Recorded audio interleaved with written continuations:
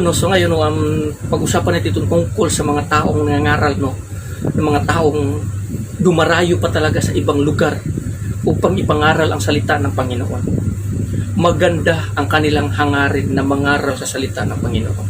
Pero ang hindi maganda rito ay ito yung ang ipinangaral nila ay hindi tukma sa nakasulat dito sa Biblia, sa kautusan mismo at sa salita ng ating Panginoon.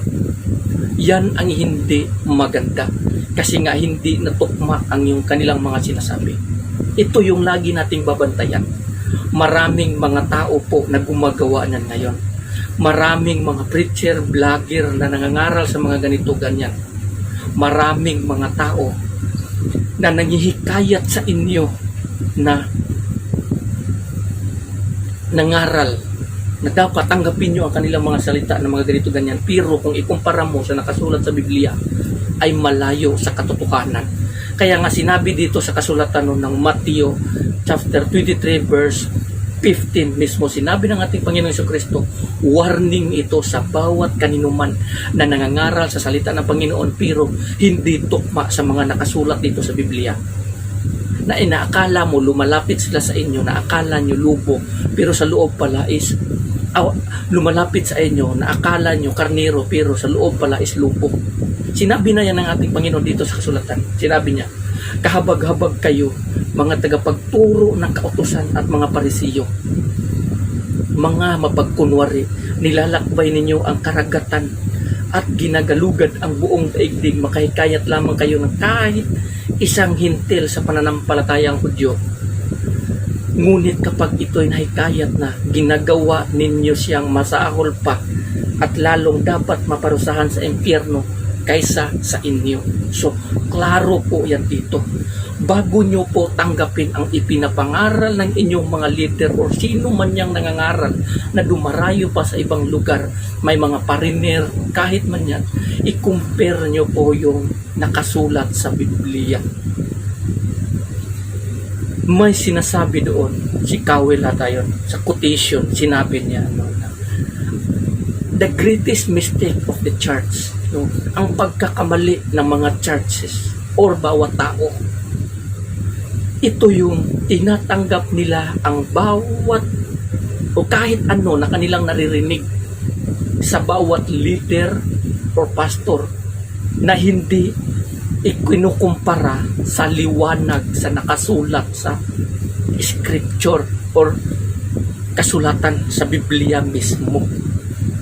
Kaya sa pamamagitan na ito, maraming mga tao na tanggap ng tanggap lang sa mga pinapakain sa kanila ng kanilang mga leader o kahit sino mga preacher. Pero hindi nila alam na yung mga pagkain pala na idinudulot nila para sa kanilang kaluluwa ay instead na bubusog sila at nagkakaroon ng buhay, kung ito ay susundin nila ay napaparusahan sila. Klaro po yan dito ng ating Panginoong Jesucristo.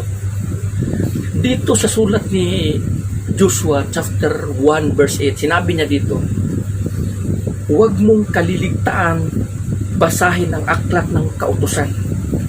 Pagbubulay-bulayan mo yon araw at gabi upang matupad mo ang lahat ng nakasaad doon at magtagumpay ang iyong pamumuhay at magiging masagana at matagumpay ang iyong pamumuhay. Klaro po yun. Pagbubulay-bulayan po natin ang mga nakasulat mismo dito sa nakasaad sa scripture. Marami po na lumalapit sa inyo na mga preacher na nangangaral na iba sa sinasabi dito sa Biblia. Maraming nangangaral sa inyo na bawal kainin ang mga pagkain ito, hayop na ito, ganito, ganyan.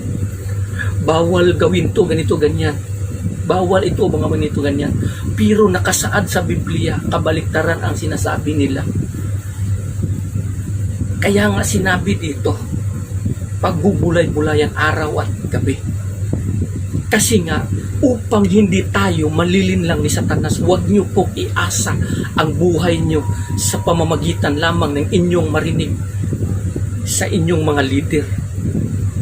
Huwag po niyong iasa ang sarili niyo kasi pagdating ng araw, isa-isa po tayo hahatulan ng Panginoon sa paghuhukom sa harap niya. At nakabase yan sa pamumuhay na ating ginagawa dito while we are alive on earth. So klaro po yan, scrutinize the holy word so we will not be deceived. Yan po ang ibig sabihin dito. Kasi marami po talagang mga tao na, uy, may pariner, nangangaral, sige, tanggapin natin ito, magkinig kayo, uy, totoo pala sinasabi nila. Pero, hindi nila alam na kabaliktaran pala yung sinasabi dito sa nakasulat sa Biblia. Totoo pala kasi nga, hindi nila binabasa kung ano ang nakasulat sa Biblia. Ito ang gusto kong malaman nyo. Pagsikapan nyo pong intindihin ang nakasulat sa Biblia, ito po yung paniwalaan nyo. Hindi ko sinasabi na huwag nyo pakinggan yan at binabaliwalaan nyo. Pakinggan nyo po yan at ikumpara nyo po ang sinasabi nila kung nakasaad ba dito sa nakasulat sa Biblia upang hindi tayo malilinlang ni Satanas. Kasi alam nyo ba na sinasabi mismo sa kasulatan, sinabi mismo na hindi nakapagtataka na si Satanas ay minsan magkunwari sa anghel ng liwanag. Kaya hindi rin nakapagtataka na ang mga tao ni Satanas ay magkunwari rin na tao ng pagkamatuwid. At mga ngaral yan siya doon, pero iba sa nakasulat sa Biblia. Winarningan na tayo ni Apostol Pablo sa sinabi doon sa Galilea, huwag niyong tanggapin kahit sino na nagdadala sa pangalan ni Kristo na iba sa nakasulat mismo dito or ipinangaral mismo dito or nakasulat mismo dito sa Biblia. Maraming mga tao na dala ang pangalan ni Kristo at nangangaral sa pangalan ni Kristo, pero iba ang kanilang ipinapangaral. Opposite or hindi tukma sa nakasulat sa Biblia. Maraming gumagawa niyan ngayon. Huwag niyo pong iasa ang buhay niyo sa mga bulaang propeta na nagsasabi sa inyo ng mga ganito ganyan, dahil kayo po ay mapaparusahan pagdating ng araw.